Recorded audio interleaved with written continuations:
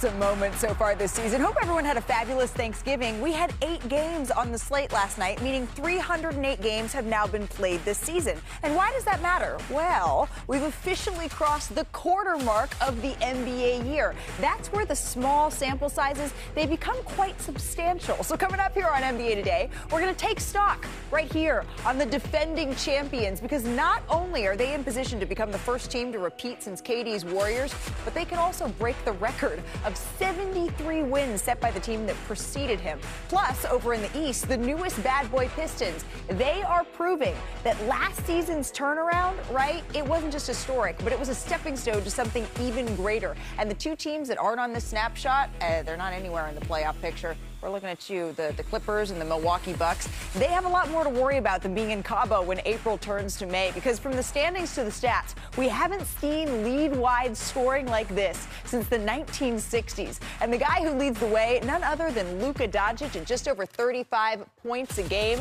Shanae, Danny, Luka and his Lakers, they had their hands full with the Suns last night here in Los Angeles. And Luka came out hot here, Shanae. He really was cranking it up in the first quarter. I love how he controls the tempo. He also controls his speed with the breaks. This is the area that he loves. He can really, as a big guard, post people up. He had 20 points in the first quarter, the 15th time he's done it in his career. But then here comes Dylan Brooks, Dylan the villain. When Devin Booker went out with that groin injury, he really stepped up in more ways than one. Oh, he definitely did. Twin was in his bag. He's my evil twin, if y'all didn't know that. He was in the post, mid-range. Got the braids? MJ shake. No, I had braids at one point. That's why he's the evil twin. But he was in his bag last night. He certainly was. And then right here, the Suns going the other way in transition. Dylan the villain throwing it down. Momentum shifting. Here's what Brooks had to say after the game, because this rivalry with LeBron, it goes back a little bit, right? He likes people that know to bow down. I don't bow down, so that either entices him or it aggravates him, either or. That is a chain right there. Certainly was. So third quarter, this was an interesting sequence here, Shanae, because J.J. Redick is clearly saying, Bron, trying to get LeBron's attention here. You can hear him on the audio yelling it, and LeBron, when the camera moves over, is chatting with the Suns bench during the play. So Redick, he calls a timeout and is seen shaking his head a little afterwards, clearly very calm in this moment. Still going. And you can see from another angle here, it's like exactly that. Yeah. He's still chatting. After the timeout has been called here, the back and forth, it continues. Yeah. But in the fourth quarter, hey, like that at all. It's calling Gillespie time, Danny. Yep, he got hot, and he let him know who he was tonight. I think it was like 4 straight games of 3+ threes. Last night, 8 threes, and they kept leaving him open. Scouting report, y'all. They're going to find out. Hits it from the You're corner. going to learn the hard way. 16 of your Let's career around high, and find 28 out. points in the fourth quarter. Here's J.J. Redick on the team's performance after the game. It's a weird sort of thing. It really is. It's like the Monstars taking over the people that you've grown to coach, and they're not doing anything that they normally do. Yeah, that was my fault. No way I can have 9 turnovers in the game. So in that second quarter, instead of just giving me the shots instead of shooting the ball, I feel like I was trying to get involved, but there's no way I actually have 9 turnovers. I'm not going to say it's all Luka's fault in this game. There's a lot to unpack with what went wrong. But, Danny, let's start with Luka Doncic and the turnovers. Yeah, I mean, he did have 38 points in 3 quarters, so he did help. But the Lakers themselves had 22 turnovers for 30 points, but it started with Luka. And also, sometimes bad shots are considered turnovers. Luka coming in off the screen, roll the tape. Coming in to play that third quarter, or even the second quarter is when it started, he kind of lost his energy a little bit. Coming up the screen, they did a great job of switching. But him playing in the crowd, you see 4 bodies there. Yeah. Most times, he's able to make this pass. Rui's been open. They didn't involve him quite a bit at all last night. But Phoenix did a great job of kind of showing the crowd and then getting back home and kind of predicting Luka's pass of his next move. Same situation here. You get a back down. You got triple team coming. Him in the paint, playing in the crowd, pump fake. He's great with his ball fakes. DeAndre Ayton is too crowded. You got to find a way to get it out sooner, earlier. But him having these type of turnovers, not only were they bad because they led to pick sixes. These guys can transition not only twos, but threes. Gillespie, one of his 8 threes right there, knocking them down, making them pay. But hold on, wait a minute, because that's the domino effect. When you have those poor turnovers, what does that lead to? It leads to poor transition defense. Look at the differential here, which is tied for the worst for the Lakers all season. The Suns scored 28 points in transition compared to the Lakers, too. And there are a couple of possessions that I want to highlight where Luka obviously is trying to do it bad all by himself, which he's capable of, but still, when they send the entire team, the squad, when he's in a scrum, over here like 3 or 4 guys are on him, sometimes those shots are off balance and that shot becomes a pass and then it becomes a touchdown sprint. LeBron normally can get those, but right now, looking human. First time we've seen him look human. He looked 40 right there. And then Dylan Brooks scores on the other side. Here again, if you saw the shot clock, it's around 18 seconds. That's a quick early shot. That's a short court for a 3.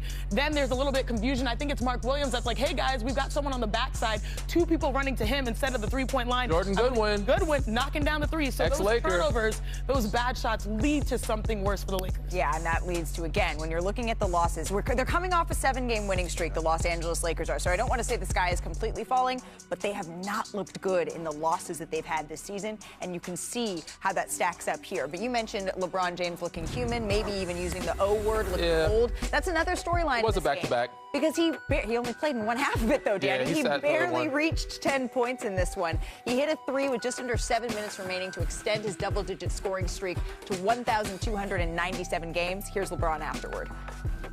Turnovers transition points. Obviously, on our home floor, and against a disruptive defense like that, you can't turn the ball over that much. And they're pretty much all pick sixes. You know, they not only turned us over, they was able to convert them. You were on the injury report, like left foot injury management. It wasn't sciatica. It's called old.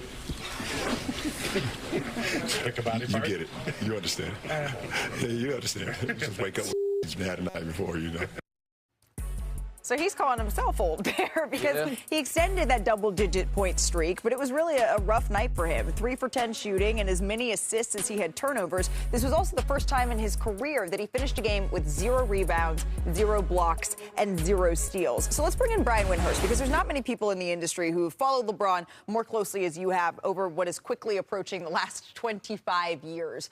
What was going through your mind? Was it old as you were watching LeBron James chase that double-digit mark in the fourth quarter when it was already a blowout game? Yeah, he didn't have any lift.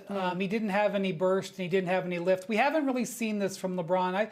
I know that he's shown his age at times over the last couple seasons. This is the first time this year I felt he's looked this way. Watch this play here. He goes baseline, and he's just got no lift on that shot. This is easy pickings for Mark Williams here. This is just not a typical LeBron James play. So, you know, it was the second game in 3 nights for him. And so he was a scratch on Sunday. The whole Lakers team, frankly, looked slow. It was their 3rd game in 4 nights. And so I feel like that played into it. The Suns are a team that play deep. They play with a lot of pace. It's their gameplay, and it worked in this game.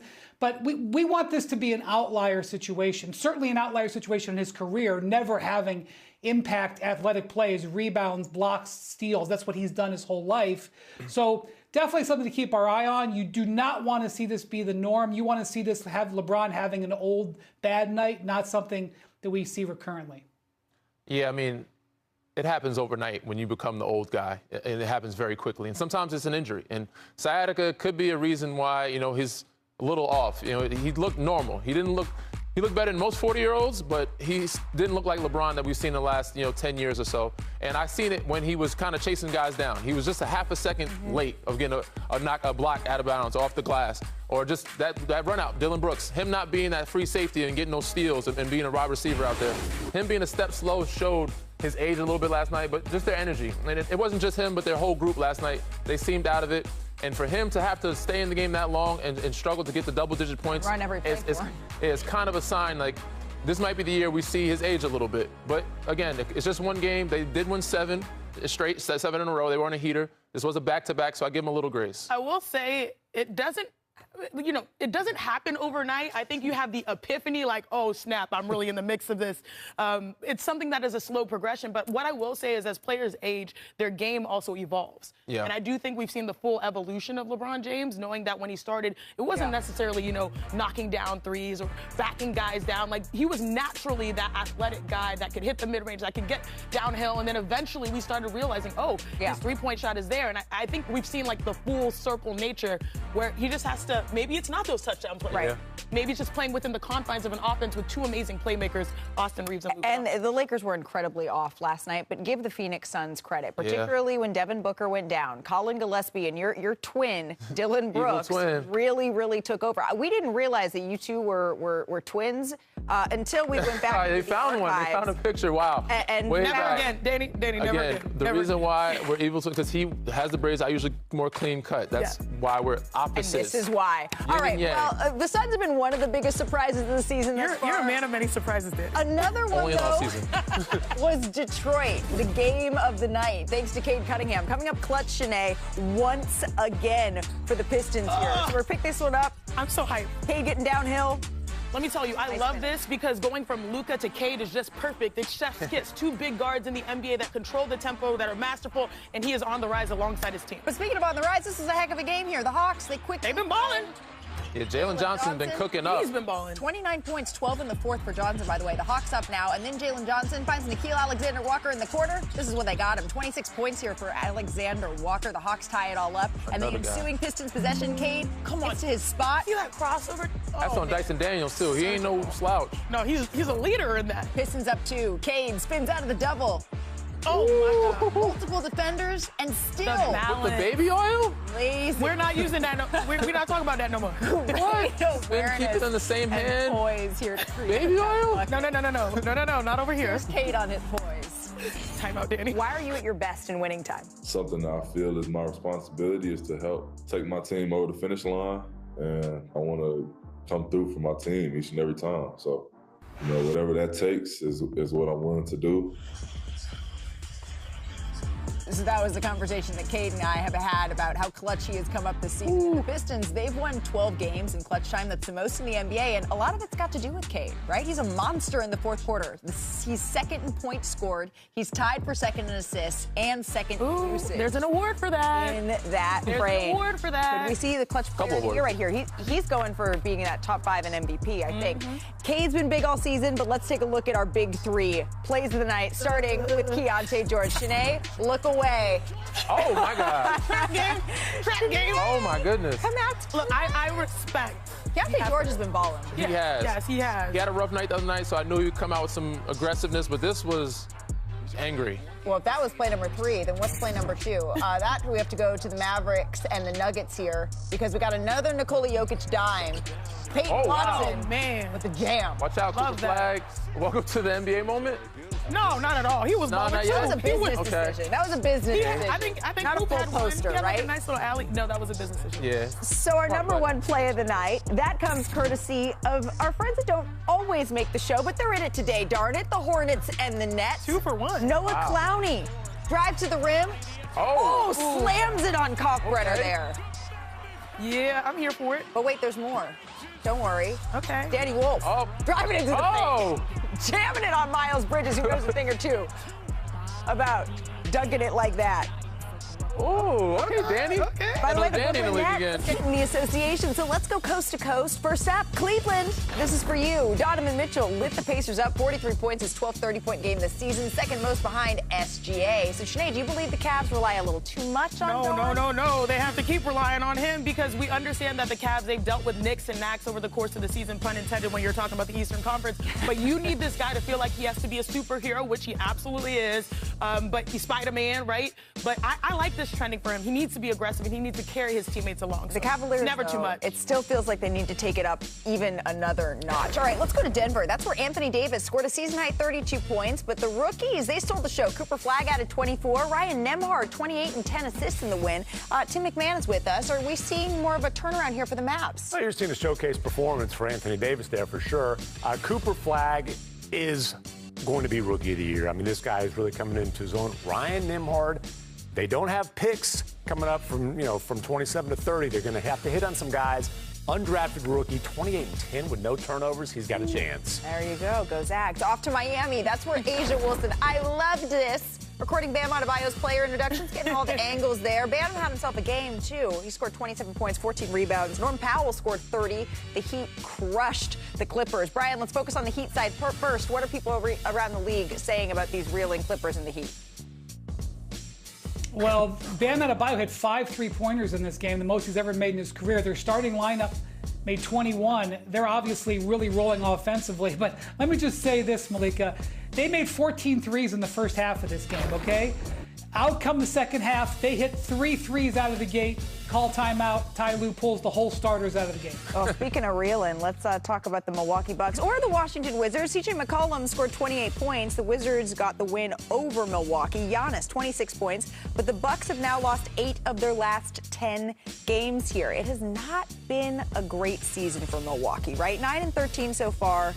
20th in the NBA. The defense ranks in the bottom third of the league. And on offense, the Bucks are only averaging 46 points in the paint, 26th in the NBA, despite Giannis averaging over 20 paint points per game this season. That's more than the 16 games rather that he's played in.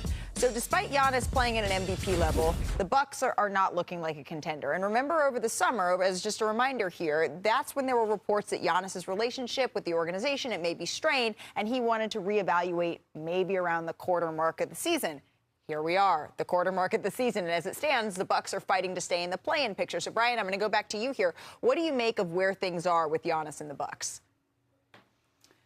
Shams reported that Giannis had interest in being traded to the Knicks. At the risk of parodying myself, why would he do that? He did it because he knew that this team is not strong. Of the last 8 years, I would argue, and with all due respect, the situation could change. This is the weakest roster they've had in 8 years. Over the last couple of years, when Giannis has missed games, they've kept their head above water. They've basically been a 500 team. This year, when he's not in there, they're 1-5. When he is in there, they're 9-8. They're slightly above 500. This is not a Giannis thing. This is a team that's aged out, that's barely trying to keep its head above water when he's there, much less when he's not. That's just the reality. They may get hotter or colder as the season goes along, but they don't have a strong roster. I'm sorry. That's just the way it is. Well, Tim, you saw the Bucks beat the Mavericks narrowly, right? They won by like 2 points. And since then, they've lost 9 of 11 games. You're in these arenas talking to folks. What are people saying about what's going on right now with the Bucks? I mean, Giannis watch with the Bucks has been going on for like 7 years. And they've repeatedly been able to kind of save it, right? And they won a championship in that span.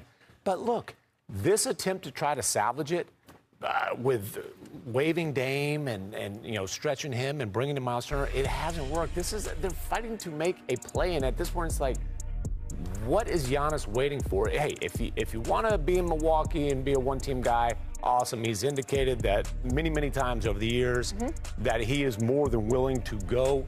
If he doesn't think he can win a championship, there's just no way to look at this situation and believe that the Bucks can get this thing back to close to championship contention. I really feel for fans in Milwaukee because when you talk about Giannis watch, I know they're probably watching his social media. I don't know if it's deleting or archiving a couple posts. People sort of see that. I saw a little bit there. We all archive when pictures are slow, but when they're not, when they're all one genre, maybe a team, that's when you sort of start panicking. Regardless of all of that, Giannis has done what he's needed to do. Every day every time he steps on the floor, he's one of the most consistent players we've seen in the NBA. I looked at, I always love looking at stats and numbers. Who's leading them in points? Giannis. Rebounds, assists. Like, how much more can you give? And we understand his standard is excellence. And you look at the rest of the way that the NBA is shaping, you feel like, okay, if we put this together, this could be our year to really win in the East. It feels like they're so far from that. Yeah, I mean, I didn't have a lot of expectation from them at the beginning. They started out better than I thought they would. They did. So I give them, and Giannis was out with that groin injury for a little while, so I give him a little grace, but I didn't have high expectations from the jump. I didn't think it was going to work. Miles Turner was a good pickup, but losing Dame with injury and then losing to Washington Wizards with Chris Middleton hitting that 3 last night, that has to be a reevaluation type of situation. Oh, yeah, you're right. Reevaluation. Like, there's certain teams that you lose to, you're like, oh, you're questioning. You got to reevaluate what's going on here. But, you think about exhausting all options. Like, you've done trades, you've changed coaches, you've, upped your game. I think it's a really frustrating point to be. Yeah, well, there's one more option, and we're not there yet. That's what Milwaukee Bucks fans are hoping, that these deleting of social media posts related to the Milwaukee Bucks is not signifying, right? Hey, coming up here on NBA Today.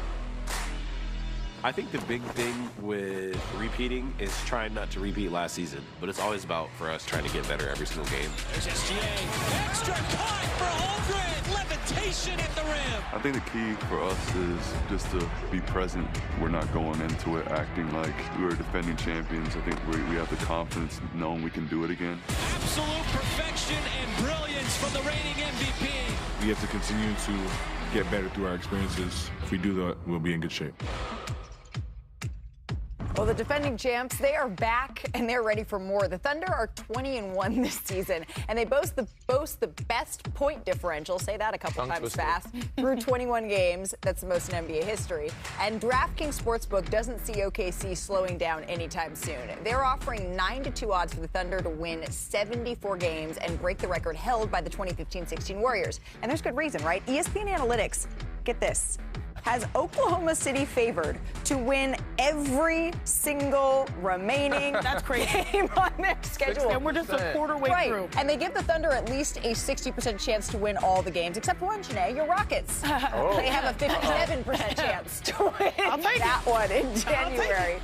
And the numbers here show why. Number 1 in defense, number 1 in net efficiency, first in defensive rating, lowest field goal percentage allowed. The list, it goes on and on. The moral of the story is buckets are hard to come by. Exactly. Against this Oklahoma City Thunder team. Anthony Slater will be in the building tonight for the Thunder as they try to get 20 games over 50, just 22 games into the season. That's insane. Slater, you covered the Thunder for the last 4 years, right, of the Durant years. You know this organization well. In your latest story on ESPN.com, it details why Chet Holmgren is far from satisfied. So how did the Thunder big man use the championship as fuel for this team's success to start the year? Well, let's go back to last season. Kind of around this time, he, broke his hip. I think we'll all remember 10 games into the season, and because it wasn't a season-ending injury, I think we all underestimate how grueling a rehab that was. That was worse than your typical rehab. He had to lay motionless in bed basically for 4 weeks. He was in the hospital for a week, and the way he termed it is he was watching his muscle wash away, is the term he used. And I think to him that meant that all the success he'd had in the summer prior, how his body was looking and feeling, he was playing really well, and they win the title, and he gets a big contract extension. So I think everybody looks at, last year as such a success for him. He got back and he was such a contributor, but he watched the film this summer and he didn't like it. He's like, I'm slow out there, I'm indecisive at times, and he worked all summer to get back to where he felt he was last season, and probably even a little bit more. And you're seeing the dividends right now. He's career high in points. All the rim protection numbers are ridiculous. He's been a major part of 20-1. He's currently the favorite for Defensive Player of the Year, and he has all-star aspirations. And you're starting to kind of see that play out. Yeah, when I was in Oklahoma City a couple of weeks ago, we got a chance to chat with Chet Holmgren, and he said that bringing the trophy around his home, being able to show that off, but also knowing that he didn't feel like he was even playing at his best at that moment is certainly something that is fueling him. And Oklahoma City heads into the Bay to face a shorthanded Warriors squad. Steph Curry, what's the latest on his return? Will we see him tonight? You will not see him tonight. You may not see him on the road trip. That's still to be determined. I saw him in the weight room the other night. He's wearing a leg sleeve over that thigh contusion. He's doing the bike. He's doing some weight stuff, but he hasn't been on the court. He's kind of obsessive about keeping his body in as good a condition as possible to get back as quick as possible, but he's still a little bit away. And, after this road trip, they have a 4-day break during that Cup week because they're not in the Cup. And that could be a good use for not only Steph, but a lot of these veterans. Okay, so we're going to have to wait a little bit here before we see Steph Curry back out here on the floor. Anthony Slater, thank you so much. But since the Thunder are facing the Warriors, why not compare them to the Dubs team? It was already 10 years ago. Where has time gone? The 2015-16 Warriors, they started 21-0. The Thunder, they have only lost 1 game so far, but OKC has the edge in points per game differential and has actually made more threes than that Golden State Warriors team, which is insane. The Warriors did have a better defensive efficiency and had slightly better ball movement. But these two, you can see why folks are chatting about whether or not this Thunder team is going to break that 73-win record. Brian, do you think they have a legit chance at history here? Yes, absolutely. They will not say it publicly because that goes against the Thunder way, and there's no reward for saying it publicly. But, in Europe, the best teams try for what's known as the treble, which is winning 3 things: to win the Cup, to win the national title, and to win the continental title. There's no reason why the Thunder can't go for the treble this year, which would be winning the Cup, going for 74 and winning another championship. You'll never hear him say it, but their record is not 20-1. In my view, their record is 88-15 because that's what they are over the last 2 regular seasons. Keep that in mind. Always nice to get an appearance from Worldwide Wendy in Europe. We're going for the treble here, Shanae. But this Thunder team, I think the question becomes, and Danny, you were on a team that was looking to win because you had to. The question becomes, to keep up. Exactly. Do they have to win that much to keep up? Because the Golden State Warriors will say in hindsight that maybe they ran out of gas a little bit. They don't have to, but why not get greedy? Win everything. Win the cup, sweep everybody, win the regular season, beat all the records, and win a championship. You're good enough. You have the depth. The Warriors team had the depth, too. Obviously, there were some things in the finals where Draymond Green had suspension. Yep. He did play games 6 and 7, as Wendy has reminded us. But a lot of that momentum shifted. They had a good group. They played well. They had the depth. This same team has the ability to do so. A.J. Mitchell, Alex Russo, Lou Dort, they're resting guys. They're winning games. And they haven't had Jalen Williams yet. So Shea doesn't play in the fourth quarter. Yeah, and Shea doesn't play in the fourth quarter. You're 20-1 with that type of depth and that type of character and roster. Yeah. You have the ability to sweep the league with everything. You guys know I love to dive into the numbers, and there are so many. Yeah, I'm going to dive head first. Let me talk nerdy to you. There are so many parallels between the 73-win Warriors and this Oklahoma City Thunder squad. Number one, most being they're both led by players that were star guards. Do it different ways. But look at these numbers. 30 points by Steph in that 15-16 year, 32 by SGA. We know that Steph lives and has revolutionized the three. Shea, the mid-range, assists, 0.1 off, percentage, field goal percentage, effective field goal percentage, right there. You look at how these stars are leading in different ways. It's cool. Then you mentioned like the depth. This is a team, the Oklahoma City Thunder, that lead their bench in plus minus. The entire NBA in plus minus amongst benches. And then you think about the defense. The Warriors, obviously like top 5, top 6 defensively. This team has a CBS list receipt of how long their defensive stats are. First and everything. I mean, it's really cool to see how dynasties are born, how they are made, how they are led, how they are protected. How they're built. It all starts with that strength in numbers led by a superstar guard. You would go for the 74? For everything. Why not? They won a championship already. Not saying that it's okay for them to lose this year, but you got a championship already. You made some history. Why not try to continue to make more? I actually asked SGA about this when they got up to that 8-0 start. Yeah. He kind of shrugged. He said, it'd be pretty cool. But they're worried about winning championships. They want a championship. They want a dynasty. I don't think they have to prioritize 70 wins to get there. Sure. They're 20-1 and haven't had an all-NBA player for the vast majority of this season. Right. But when Shea says, that would be pretty cool, that's the equivalent of anyone else going, yeah, let's do it. That's just not what the Oklahoma City Thunder do. They've been the king all year long, but it's time now for King of the Court, brought to you by DraftKings Sportsbook. Shanae, when you're looking at this slate, you're taking Anthony Edwards over 29.5 points tonight in New Orleans. Yes, I'm taking just because I look at the opponent and I look at who they previously played, and obviously the Lakers, they have their way. So, yeah, here we go. Danny, you like SGA at the Warriors. He needs to go over 30.5. I do. He is a machine, and they're playing a Steph-less Warriors team. Yeah. And they also have some guys sitting out as well, so he's going to clock in his 30-plus points. Wait, the Orlando Magic. They were 8-2 in their last 10 games, hosting the Bulls last night. Bane came out on a mission here in the fourth quarter, DG. Yep, he was born in the dark. You merely adapted it. Bane drains another one here. It's a Bane saying. Oh, 5 points up to 5 in the first quarter. He's banging. This is your villain day, huh? He did say that's like his favorite. It took me a minute. It's his favorite movie. I was born in the dark.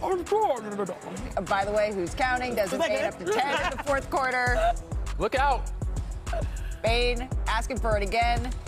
Drains. 2 for $1. Can't leave him open. 13. Guard that man. 13. Orlando takes the lead, and then the Magic lead by 4. Bane drives for the bucket. 37 points. He's the first Magic player with consecutive 35-point games since T-Mac.